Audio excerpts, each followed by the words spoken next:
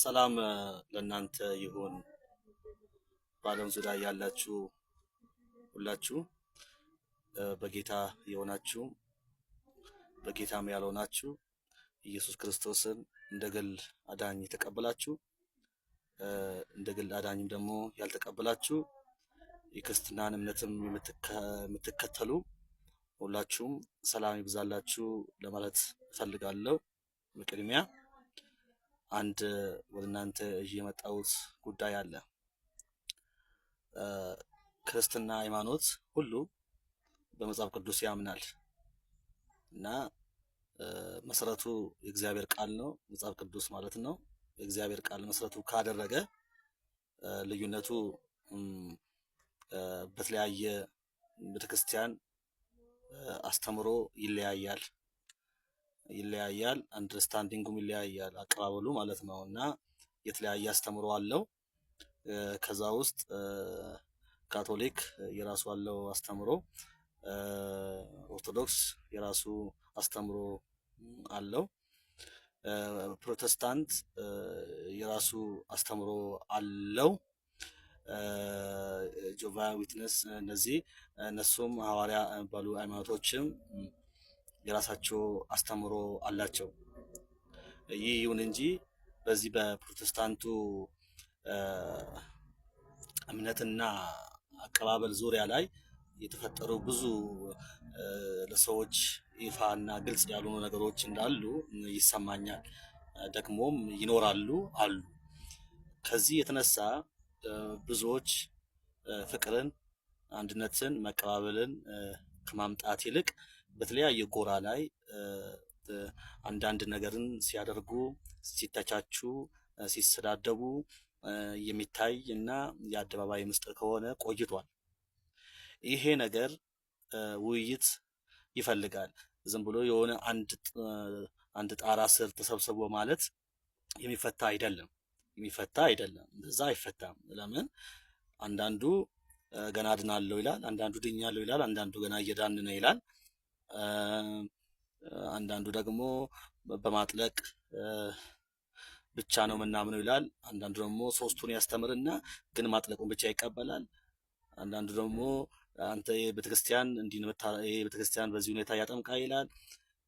ሌላው ኢየሱስ ሲመጣ እኛን ይዞ ነው የሚሄደው፣ በቃ ወደ ገነት ነው የምንገባው፣ ወደ መንግስተ ሰማያት እንገባለን፣ ሲመጣ ይዞን ይሄዳል የሚል አለ። ሲመጣ ደግሞ ሺህ ዓመት ደግሞ መጥቶ ኢየሱስ ይገዛል፣ ምድር ላይ ይመጣል ይገዛል የሚል ደግሞ አለ። እነዚህ ሁሉ ብዥታዎች ናቸው። የተለያዩ ብዥታዎች እንዳሉ ይታወቃል። ብዙ አስተምሮዎች አሉ። በዚህ አይነት ብዙ አስተምሮዎች ውስጥ አገልጋዮችም ከልክ አልፎ አንዳንዶቹ ድህነት ኃጢአት ነው ይላሉ። አንዳንዶቹ መደየትም ለኢየሱስ ተብሎ ከተደየየ ለኢየሱስ ብሎ ዋጋ መክፈል በሐዋርያት ላይ ያለፈው መንፈስ ነው። ሐዋርያትም በብዙ መከራ በብዙ ችግር አልፏል የሚሉ አሉ።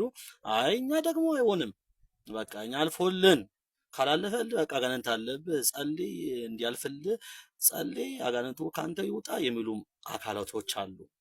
አንዳንዱ እኛ ሰው በቃ መንፈስ ነን፣ እኛ እግዚአብሔር መንፈስ ነው የሚመለከውን በእውነት በመንፈስ ነው፣ ስለዚህ እኛ መንፈስ ነን ብሎ የሚያምኑም አሉ።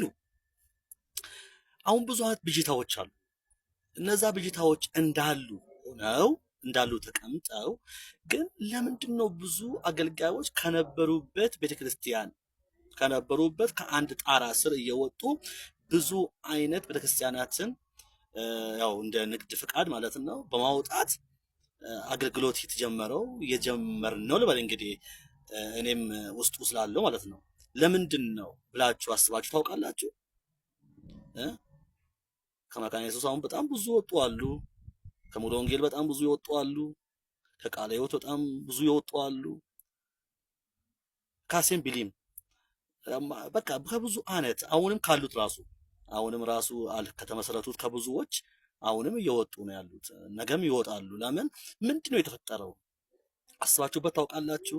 ምንድነው የተፈጠረው ነገር? ምንድነው የሆነ ያለው ነገር አስባችሁበታል? ይሄ ነገር መፍትሄ የለውም። በቃ ዝም ብለን እኛ አንዱ ጎራ እኛ ቤተክርስቲያናት ስር ነው ያለነው፣ አንዱ ጎራ ደግሞ አይ እኛ ካውንስሊንግ የሚባለው ስር ነው ያለ ነው። ሌላው ደግሞ አይ እኛ ቪዥነሪዎችን ዛዛ ስር ነው ያለ ነው። ያዋጣል? እስከ መቼ ነው በእንደዚያ ሁኔታ የሚቀጠለው? በእንደዚህ መቀጠል ይቻላል?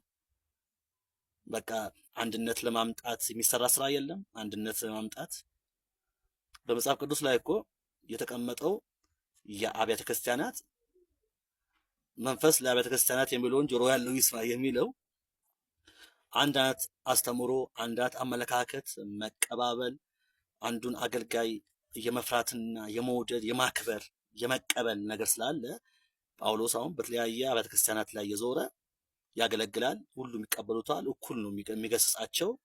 ያየውን ነገር እየተናገረ ያገለግላቸዋል። አሁንስ አለ የለም።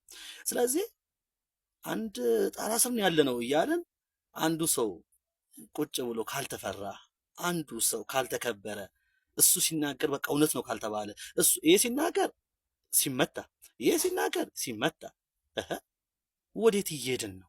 ምን እየተከናወነ ነው ያለው? ምን እየተፈጠረ ነው ያለው? ወዴት ነው እድገታችን? እድገታችን ወደ ላይ ነው ወይስ ወደ ታች እየሄደ ነው?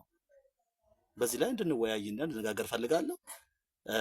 ምን አላችሁ እናንተ? እስቲ ምን ታስባላችሁ? እስቲ የምታስቡትን አንዳንድ በኮሜንት ላይ አሳውቁ። እኔ በጣም እንድንወያይበት እንድነጋገርበት የምፈልግበት ነገር ነው።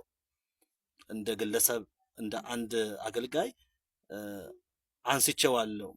ትምህርት ቤት ራሱ ሳይቀር አንስቻለሁ። ስነ መለኮት ትምህርት ቤት ሳይቀር አንስቼዋለሁ።